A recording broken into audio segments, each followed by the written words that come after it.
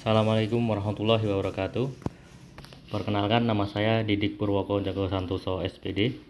Saya CKB Angkatan 9 Kabupaten Fafak dari SMP Negeri Fafak Timur. Kali ini saya akan wawancara kepala sekolah saya sendiri, yaitu Ibu Siti Mariam Hindom, tentang pengambilan keputusan berbasis nilai-nilai kebajikan sebagai pemimpin pembelajaran. Sebelumnya, Ibu Siti, bagaimana kabarnya?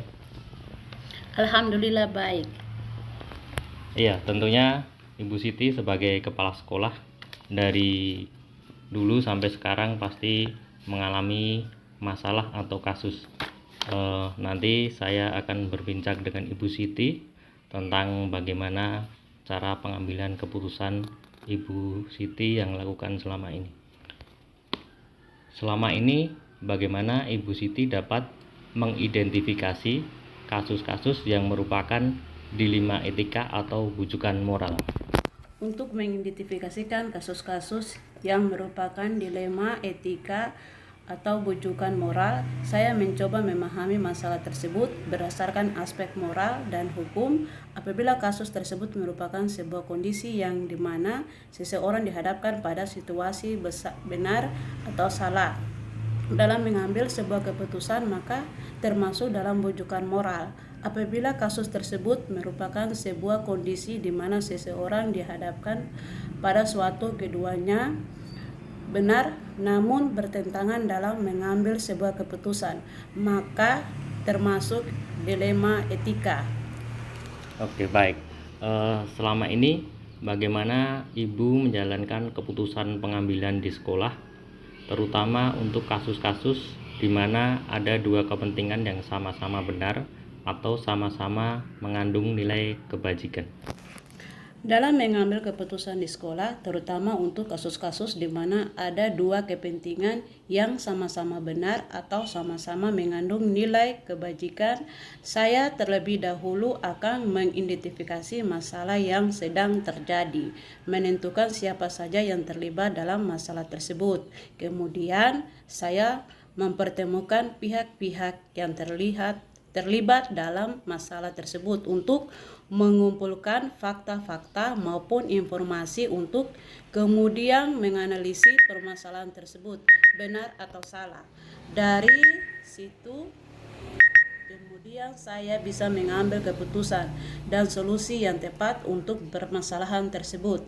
Terakhir, saya akan melakukan refleksi terhadap keputusan tersebut. Kemudian, langkah-langkah atau prosedur seperti apa yang biasa Ibu lakukan selama ini? Langkah-langkah atau prosedur biasa saya lakukan selama ini adalah mengidentifikasikan masalah, menentukan siapa saja yang terlibat, mengumpulkan fakta-fakta, menganalisis benar atau salah, menentukan alternatif atau solusi yang tepat, membuat keputusan dan melakukan refleksi.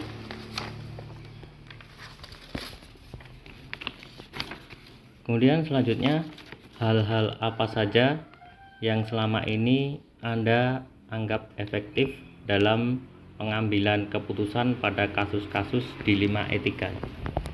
Hal-hal apa saja yang selama ini saya anggap efektif dalam pengambilan keputusan pada kasus-kasus dilema etika adalah saya mengumpulkan siapa saja yang terlibat. Saya melakukan diskusi dengan siapa yang terlibat, guru dan pemangku kepentingan lainnya untuk mengumpulkan fakta dan mencari alternatif solusi dari permasalahan tersebut.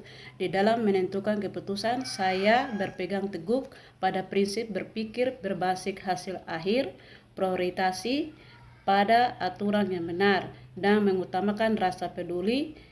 Keputusan yang saya ambil juga harus memperhatikan efek jangka panjang dari permasalahan tersebut.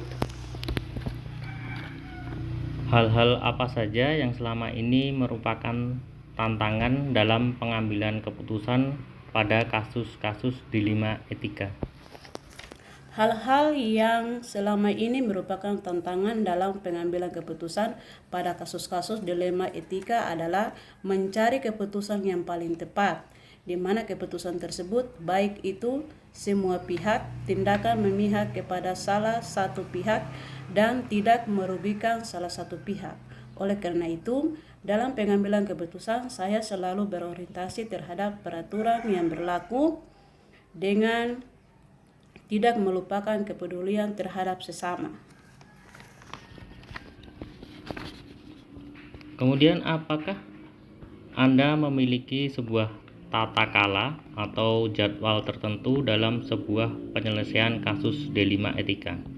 Apakah Ibu langsung menyelesaikan di tempat atau memiliki sebuah jadwal untuk menyelesaikannya?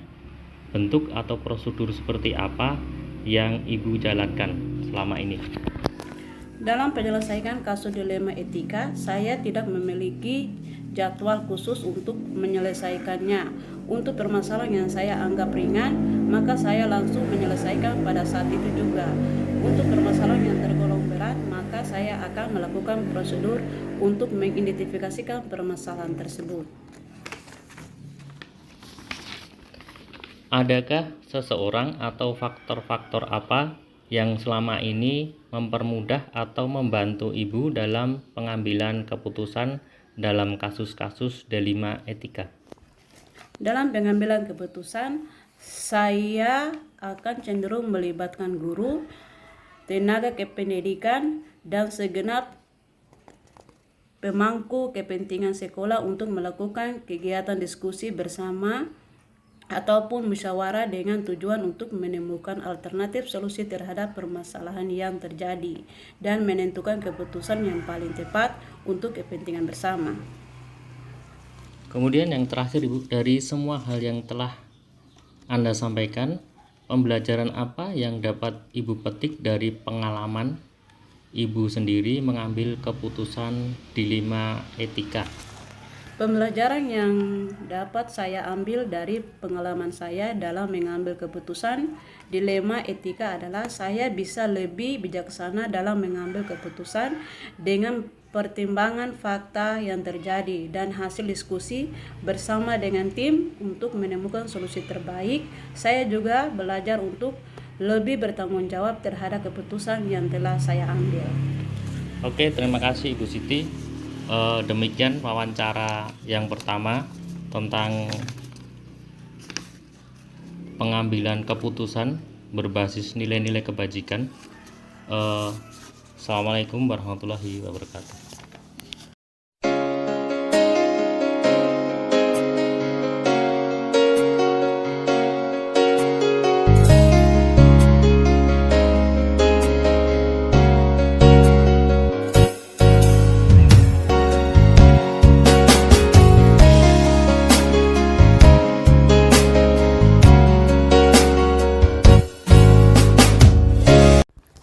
Assalamualaikum warahmatullahi wabarakatuh. Ketemu lagi dengan saya Didik Purwoko Joko Santoso, CGP Angkatan 9 Kabupaten Fak-Fak dari SMP Negeri Fak-Fak Timur.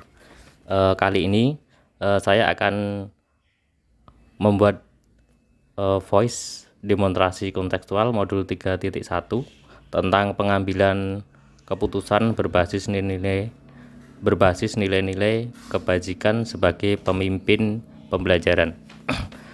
Kali ini saya akan mewawancarai Kepala Sekolah SMP Negeri Tawar, yaitu Bapak Irfandi Lasaule SPD.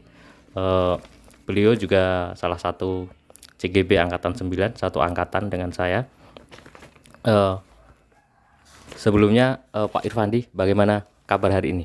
Alhamdulillah Pak, kabar saya baik. Oke, baik Pak.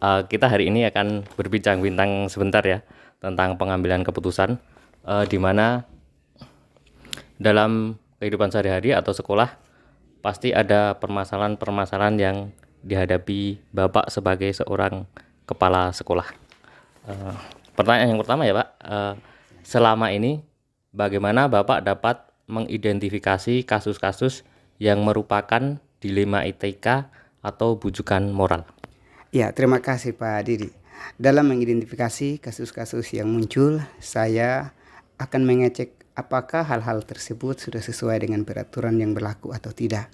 Apabila ternyata tidak sesuai dengan peraturan, maka hal tersebut merupakan hal yang salah.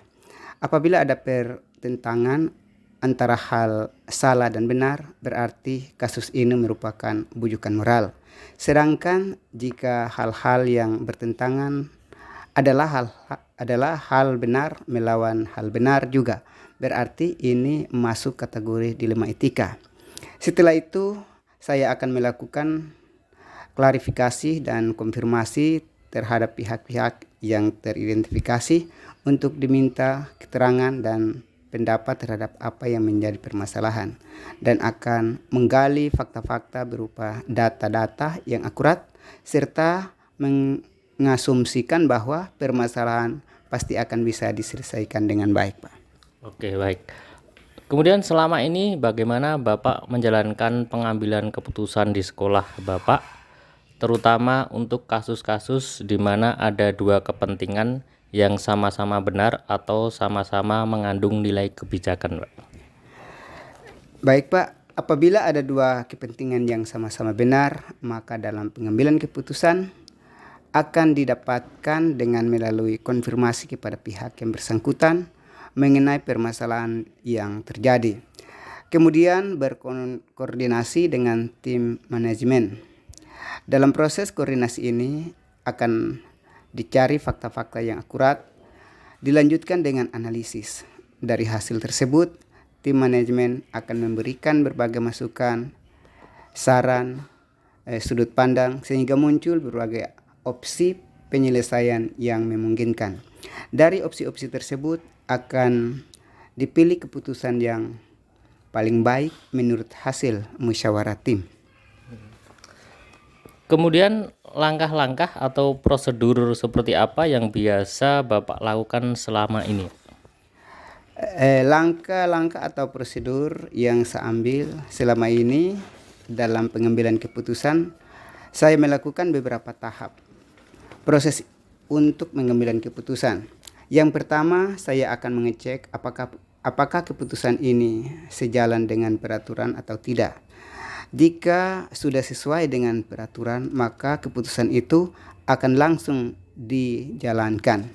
Namun, apabila belum sesuai dengan peraturan, maka permasalahan ini akan dibawa ke rapat tim manajemen sekolah untuk melakukan proses pengambilan keputusan yang terbaik bagi warga sekolah sesuai dengan nilai-nilai yang dianut serta dapat dipertanggungjawabkan. Setelah keputusan berjalan, akan dilakukan evaluasi dan refleksi. Hal-hal apa saja yang selama ini Bapak anggap efektif dalam pengambilan keputusan pada kasus-kasus dilema etika? Hal-hal yang efektif dalam pengambilan keputusan adalah senantiasa tidak menghakimi, mengkonfirmasi kepada yang terlibat, bertindak berdasarkan data, menggali informasi, menjalin komunikasi, serta berkoordinasi menjadi dasar kita dalam memutuskan kasus dilema etika. Hal-hal apa saja yang selama ini merupakan tantangan dalam pengambilan keputusan pada kasus-kasus dilema etika itu, Pak? Hal tantangannya dalam pengambilan keputusan pada kasus-kasus dilema etika adalah pada mengajak warga sekolah untuk ikut bertanggung jawab terhadap keputusan yang sudah diambil yang tidak mungkin bisa memuaskan semua orang. Akan tetapi paling tidak menjadi usaha terbaik untuk mendapatkan keputusan yang terbaik untuk semua warga sekolah. Oke, baik. Kemudian apakah Bapak memiliki sebuah tata kala atau jadwal tertentu dalam sebuah penyelesaian kasus dilema etika? Apakah Anda langsung menyelesaikan di tempat atau memiliki sebuah jadwal untuk menyelesaikannya? Bentuk atau prosedur seperti apa yang Bapak jalankan nantinya? Dalam menyelesaikan kasus dilema etika itu tergantung tingkat urgensinya. Apabila kasusnya ringan, maka akan saya putuskan segera. Namun, Apabila kasusnya agak berat dan perlu pemikiran yang mendalam, maka akan saya bawa ke forum tim manajemen sekolah. Saya memiliki jadwal rapat koordinasi rutin dengan tim manajemen sekolah untuk membahas perencanaan kegiatan, masalah yang muncul, maupun informasi dari Kadin. Dalam rapat ini akan dibahas tentang konteks permasalahannya, siapa saja yang berkaitan dalam hal ini, data atau fakta yang terkait, konfirmasi kebenaran data, analisis, sudut pandang, pendapat atau masukan, kemudian kemungkinan keputusan yang bisa diambil, konsekuensi dan risiko. Sehingga diambil keputusan tentang bagaimana bentuk dan prosedur penyelesaian yang akan dijalankan setelah keputusan berjalan.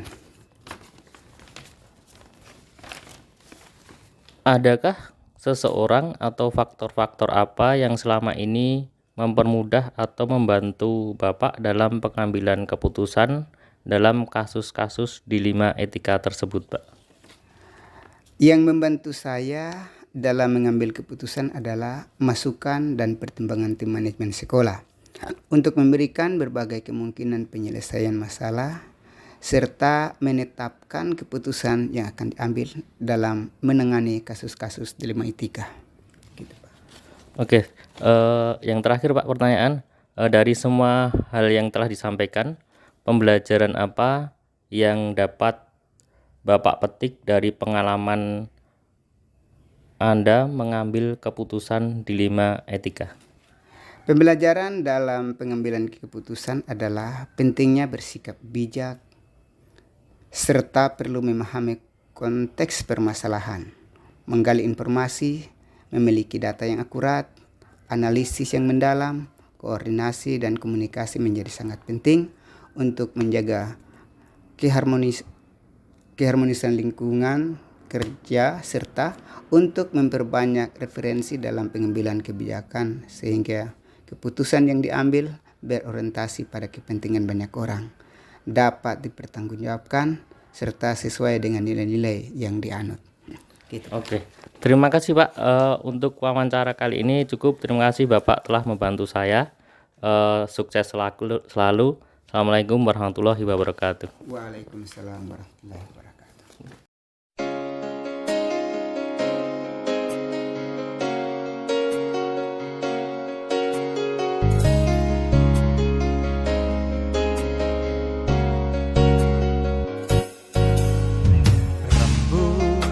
Ing wengi tansah nyekseni endah paras manis esem lan guyumu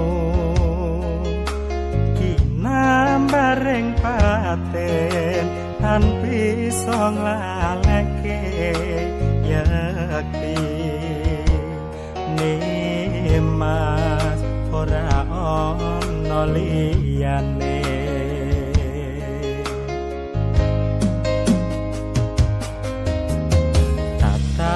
Panetramu nembus ing atiku agawe aku mung mikirne sliramu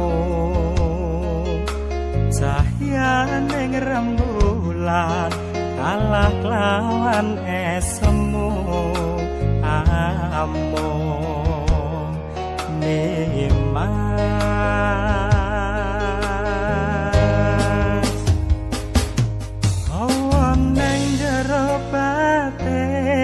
pengen tansah sasanding ya mung karo nimas atiku mung kanggo nimas